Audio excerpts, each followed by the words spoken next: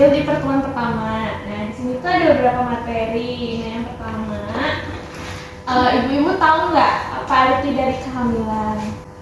Ada bayi dalam kandungannya, Bu Bidan. Oke, baik. Ada lagi ibu-ibu? Masuknya sperma ke sel telur. Oke, ada lagi? Udah cukup itu. Oke, jadi ya betul kehamilan itu seperti tadi.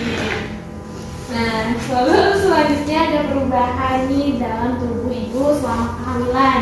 Nah, yang pertama itu pada bulan yang kelima, bayinya itu berukuran 700 gram. Nah, seperti ini. Lalu 7 bulan, bayinya itu berukuran 1600 gram atau 1 kilo. Gitu. Nah, selanjutnya ada keluhan umum pada saat hamil. Nah, yang pertama itu biasanya ibu-ibu itu akan merasakan sakit pinggang. Nah, cara menghindarinya itu dengan cara meluruskan punggung dan menurunkan pantatnya seperti ini, seperti yang ada di gambar. Lalu yang kedua itu adalah ada bengkak pada kaki. Nah, caranya itu dengan melihat bengkaknya itu tidak normal itu seperti ini. Jadi ditekan dulu kakinya, lalu dilihat. Kalau misalkan tidak terlihat, tidak ada tonjolan, berarti itu normal. Nah, lalu langkah selanjutnya dengan cara mengatasi kakinya itu dengan tiduran, dengan menggunakan bantal di kakinya dan di kepalanya. Lalu selanjutnya ada pelayanan kesehatan bagi ibu hamil. Nah, yang pertama itu ibu-ibu harus memeriksakan kepada petugas kesehatan mengenai kehamilannya. Lalu yang kedua dengan menimbang berat badan. Lalu selanjutnya ibu-ibu itu harus meminum tablet tambah darah. Lalu yang terakhir ibu-ibu juga jangan lupa mengimunisasi tetanus toksoid atau imunisasi TB.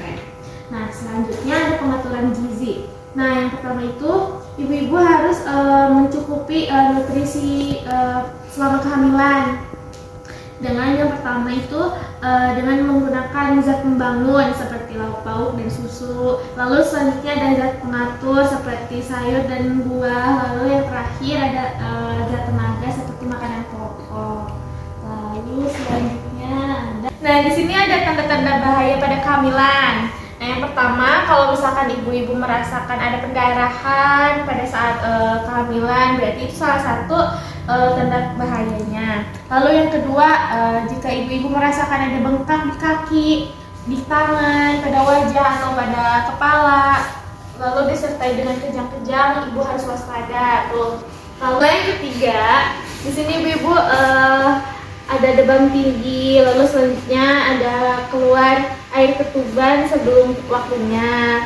Lalu yang selanjutnya gerakan bayi itu tidak bergerak atau berkurang. Lalu yang terakhir ibu-ibu merasakan ada mual muntah terus tidak mau makan. Hari ini itu sudah selesai. Nah, untuk mengoptimalkan dan merefleksikan pertemuan hari ini, saya akan bertanya kepada ibu-ibu. Nah, tadi itu saya sudah menjelaskan mengenai tanda bahaya pada kehamilan. Nah, itu poin-poinnya apa aja nih? Tadi ada perdarahan. Oke, baik. Lalu yang kedua, Ketubannya pecah sebelum waktunya. betul. Yang ketiga, Mau makan berlebih. oke. Lalu selanjutnya, Terus ada bengkak pada kaki. ibu benar sekali, sudah pintar semua ya. Jadi tanda bahaya itu yang seperti yang tadi ibu sudah jelaskan. Nah, mungkin untuk pertemuan kali ini sudah selesai dan ibu-ibu juga sudah mengerti tentang materinya. Saya cukupkan sekian. Terima kasih ibu-ibu. Iya, Bu Bidan. Terima kasih.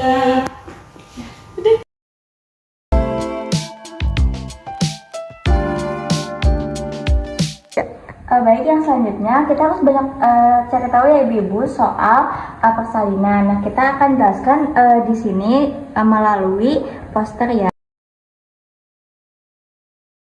Assalamualaikum warahmatullahi wabarakatuh.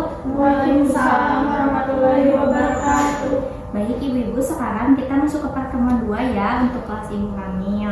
Nah, yang pertama kita ada di bab persalinan nih. Kita bisa lihat ya tanda-tanda dari awal persalinan. Yang pertama itu mulas-mulas ya, yang teratur timbul semakin sering dan semakin lama. Nah, itu bakal dirasakan oleh ibu-ibu semua saat akan bahan bersalin. Terus yang kedua itu ada keluarnya lendir yang bercampur dengan darah dari jalan lahir. Dan yang ketiga, keluar cairan ketuban dari jalan lahir akibat pecahnya selaput ketuban. Bisa dilihat juga ya dari brosur yang saya berikan. Baik, yang selanjutnya itu di sini ada tanda bahaya saat persalinan ya ibu. Nah yang pertama itu ada pendarahan berlebih nih dari jalan lahir ya. Terus juga tali pusat atau tangan bayi keluar dari jalan lahir atau bisa kita sebut sungsang ya. Terus juga ibu nggak kuat mengejar. Terus yang keempat ada ibu mengalami kejang, air ketuban keruh dan berbau, dan ibu juga gelisah. Nah baik, sebetulnya gimana sih untuk proses persalinan itu? Yang persalinan itu terbagi menjadi dua ya ibu, ada yang spontan dan ada yang melakukan dari tindakan juga ya, dengan tindakan. Yang spontan itu dimana posisi bayinya udah menurun seperti ini dan keluar lewat jalan lahir ya, seperti gambar yang saya perlihatkan. Kalau yang melalui tindakan itu jika emang ibunya tidak kuat mengejar bisa divakum dan juga melakukan operasi sesar ya ibu-ibu. Baik, nah biasanya sesudah melahirkan itu biasanya ibu-ibu itu disuruh untuk menyusui anak-anaknya ya segera saat sudah dilahirkan. Ini tuh untuk jamnya tuh biasanya setengah jam sampai 1 jam setelah dilahirkannya ya ibu. Baik. Nah apa aja sih yang dilakukan ibu nifas agar menyusuinya itu jadi eksklusif gitu? Yang pertama harus ada dukungan nih dari keluarga ya ibu-ibu. Terus juga makan makanan yang bergizi dan minumnya yang cukup. Tidak lupa juga nih yang sering disepelekan seperti istirahat yang cukup ya ibu. Terus ada lakukan relaksasi seperti pemijatan ya. Terus yang kelima cuci tangan dan bersihkan puting susu dengan air bersih. Nah ini nih yang sering banyak sekali menjadi keluhan ibu-ibu. Gimana sih sebetulnya posisi menyusui yang benar agar tidak terjadi lecet ataupun nyeri saat menyusui? Yang pertama itu kepala dan badan bayi itu harus satu garis lurus ya ibu-ibu. Terus juga wajah bayi itu menghadap ke payudara ibu-ibu semua. Lalu bayi dipeluk dekat badan ibu, seluruh badan bayi ditopang. Dan juga si mulut bayi itu terbuka lebar sampai areola. Terus juga si bibir bawah itu terputar keluar dan dagunya itu harus menempel pada payudara ibu ya. Terus juga ibu-ibu bisa memposisikannya tuh di bawah lengan ataupun sambil berbaring juga ya.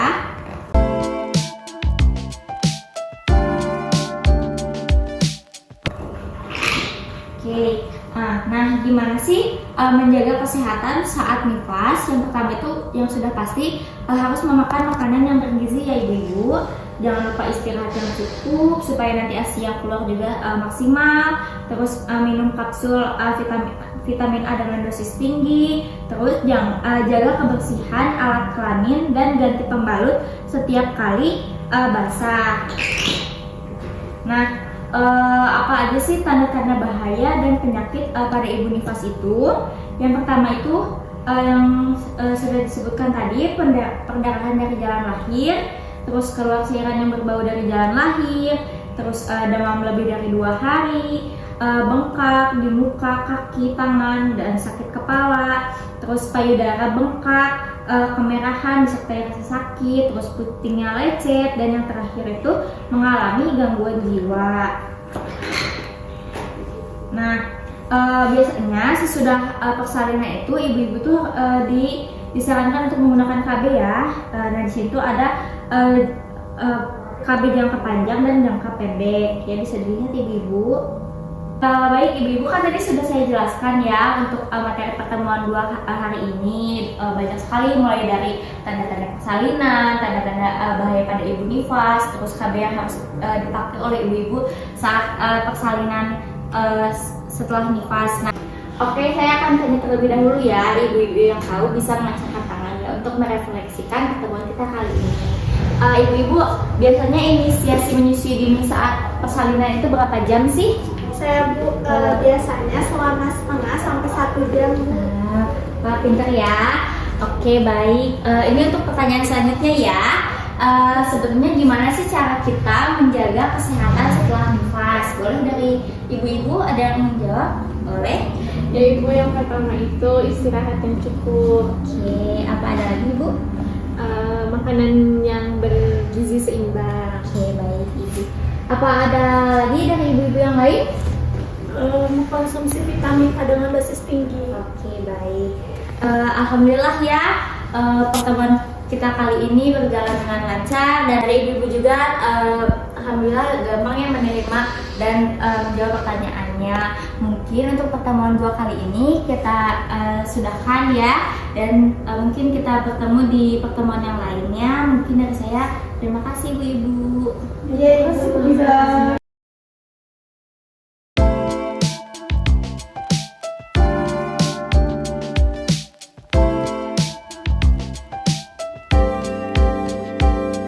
Baik, selamat pagi ibu-ibu semuanya. Pagi, Bu Bida.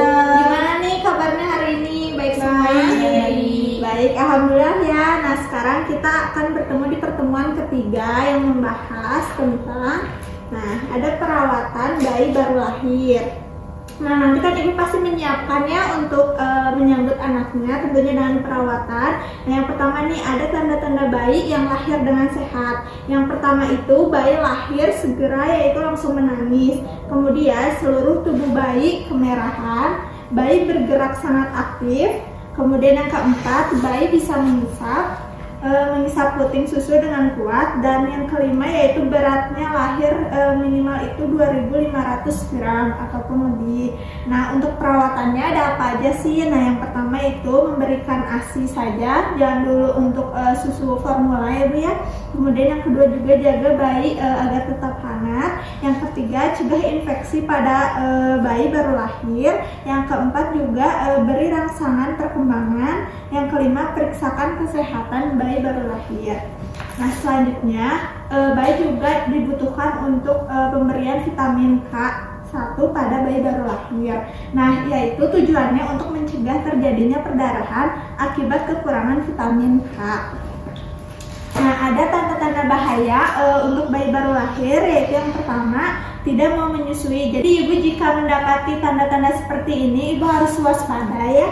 Yang kedua juga bayi mengalami kejang. Yang ketiga kaki dan tangan teraba dingin dan bayi demam. Yang keempat berat badan bayinya kuning. Kemudian yang kelima gerakan kedua lengan dan kakinya lemah. Yang keenam gangguan nafas, dan yang terakhir tali pusatnya masih basah atau bau gitu ya Bu.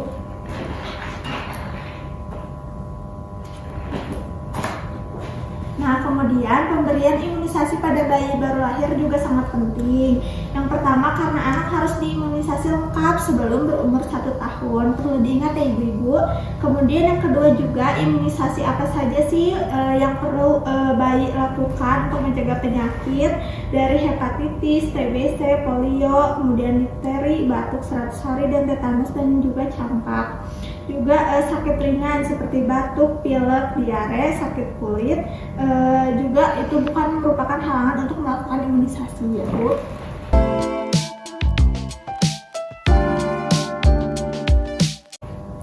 Nah, ada juga beberapa mitos gitu ya Bu yang beredar nih. Nah, yang perlu diluruskan. Nah, mitos yang berkaitan dengan kesehatan ibu dan anak perlu diteliti dengan kebenarannya ya Bu.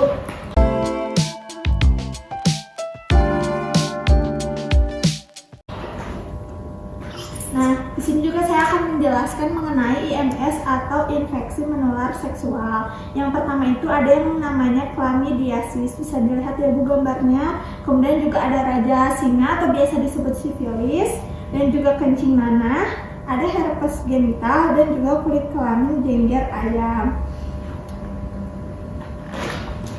Selanjutnya ada mengenai HIV dan AIDS. Nah, HIV dan AIDS itu menular melalui darah, air susu, cairan vagina, dan air mani. Kemudian HIV tidak menular melalui batuk dan bersin, berjabat tangan, menggunakan toilet, menggunakan telepon, atau minum atau makan bersama. Nah, sudah selesai ya Ibu pertemuan ketiga ini. Nah, sekarang akan dilanjut dengan kita tanya jawab nih, biar kita lebih dekat dan Ibu memahami apa yang tadi saya sampaikan. Nah, tadi kan saya menjelaskan ya Bu tentang apa saja sih perawatan pada bayi baru lahir. Di sini ada yang menjawab? Hanya boleh diberi ASI saja Ibu. Iya, betul. Menjaga bayi agar tetap hangat. Iya. Cegah infeksi pada bayi baru lahir. Ya, betul semua ya ibu-ibu pada pinter. Nah, alhamdulillah ya pertemuan kali ini sudah selesai. Nanti akan ada pertemuan terakhir ya ibu-ibu bisa datang di pertemuan 4, yaitu ada senam ya ibu-ibu. Nah, sudah saya cukupkan sampai di sini ya. Assalamualaikum warahmatullahi wabarakatuh. Waalaikumsalam warahmatullahi wabarakatuh. Terima kasih.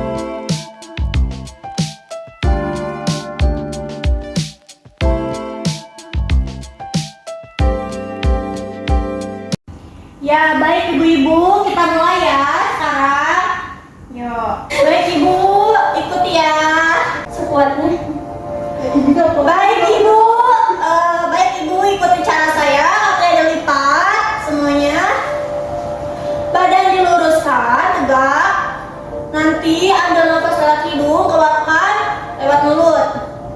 Diangkat tangan keduanya. Ambil nafas, keluarkan.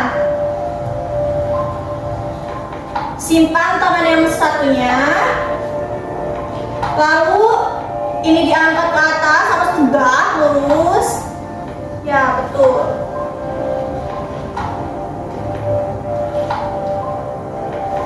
Lalu yang satunya lagi. Ini disimpan. Luruskan. Ambil nafas lewat hidung, keluarkan lewat mulut. Baik. Diangkat seperti ini. Tangannya ke belakang. Tangannya dikebelakangin. Ini putar ke sebelah kanan. Pantatnya atau bokongnya boleh tetap menempel. Boleh sekali lagi. Ambil nafas lewat hidung, keluarkan lewat mulut. Ya, boleh. Lalu yang satu kaki dilipat dan satu dikebelakangin seperti ini. Majukan tangannya ke depan. Ya. Terus setia lagi. Majukan tangannya ke depan. Pelan-pelan ya Bu. Ya, pintar.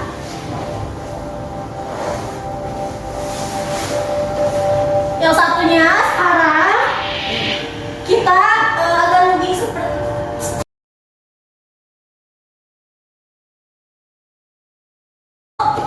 posisikan dengan kuat, tangan dengan kaki ini agak dibuka. Sudah? Kuat? Sudah Bu. Angkat kaki yang sebelah kanan, lembutkan tangan dan kakinya. Yang sebelah kiri diluruskan, tidak boleh bengkok. Nggak boleh bengkok ya ibu-ibu. Lalu tangan yang berlawanannya diangkat.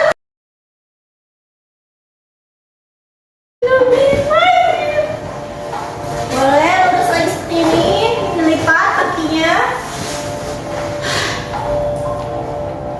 Ambil nafas dalam mulut. Baik ibu-ibu, untuk yang selanjutnya kakinya dilipat seperti ini. Hati-hati ya. Lutut ketemu dengan lutut, mata kaki ketemu dengan mata kaki. Ini tangan dilipat. Hati-hati ibu-ibu. Perutnya diangkat, tangannya dipinggang. Tarik nafas lewat hidung. Lalu kakinya dibuka juga ya. Ayo kita praktekkan. Tarik nafas. Buang.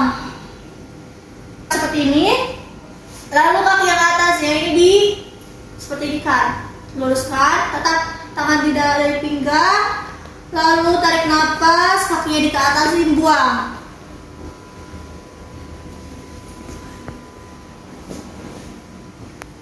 Lagi, tarik nafas.